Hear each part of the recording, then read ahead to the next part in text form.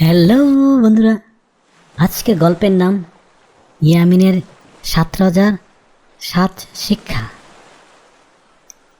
Yamin plate ভর্তি ভাজা পড়া পেঁয়াজ বেগুনি ইত্যাদি নিয়ে সেই সময় খেতে বসেছে। অন্যদিকে দাদু হাত থামিয়ে ইয়ামিনকে বলল, দাদু ভাই, শুরুতে এই ভাজা পোড়া নয়, আগে তরমুজ এর শরবত, বেল বা শশা ইত্যাদি এগুলো খাও। এতে সারাদিন তোমার শরীর ঠান্ডা থাকবে। এটাতে এই শিক্ষায় যে ইফতারের শুরুতেই ফল ফুল ও ফলের শরবত খাওয়া জরুরি। দ্বিতীয় রোজা ইফতারের সময় ইয়ামিন অনেক বেশি খেয়ে শুধু হাসা ফাফাপ করছে, পেট ধরে শুয়ে গেছে। পাশে দাদু বলছে, বেশি খেয়ে গেলে তো শরীর অনেক ভারী হয়ে যাবে, ফলে দিন দিন তোমার মোটা হওয়ার ভয় থাকবে। রোজার সময় সবসময় পরিমিত খেতে হয়। শিক্ষা অতিরিক্ত আহারের স্বাস্থ্যের জন্য ক্ষতিকারক। তৃতীয় রোজা ইয়ামিন একটি ফুলদানি ভেঙে ফেলেছে। মা জিজ্ঞেস করতে সে ভয় পেয়ে গেল। ইয়ামিন সাহস করে বলল, মা, আমি দুঃখিত, আমি এটা নিজে ভেঙেছি। এটা শিক্ষা হলো, রোজদার মানুষ সবসময় রোজার সময় সত্যি কথা বলতে হয়।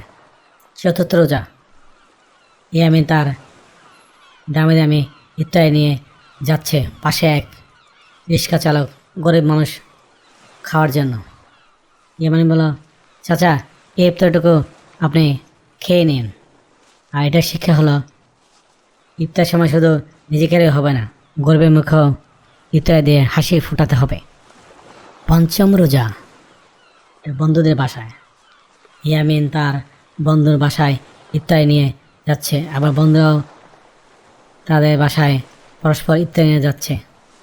এবং ইয়ামিন বলছে, বন্ধু, এই নাও, আমাদের বাসায় ইফতারি নিয়ে নাও। এর শিক্ষা হলো, বন্ধু বান্ধব বা প্রতিবেশীর সাথে ইফতারি বিনিময় করলে পরস্পর ভালোবাসা ও সামাজিক সম্পর্ক বেড়ে ওঠে। ষষ্ঠ রোজা ইয়ামিন নিজের নতুন জামা না নিয়ে সেই টাকা দিয়ে একটি পথশিশুকে জামা কিনে দিচ্ছে। ইয়ামিন বলছে, মা, আমার এবছরের জামাটা নাই হলো, কিন্তু আমি এই টাকা দিয়ে জামা বানিয়ে ওর মুখে হাসিটাই আমার কাছে বড়। এতে হলে আমরা শিক্ষা পাচ্ছি যে ত্যাগের মাঝেই প্রকৃত আনন্দ খুঁজে পাওয়া যায়।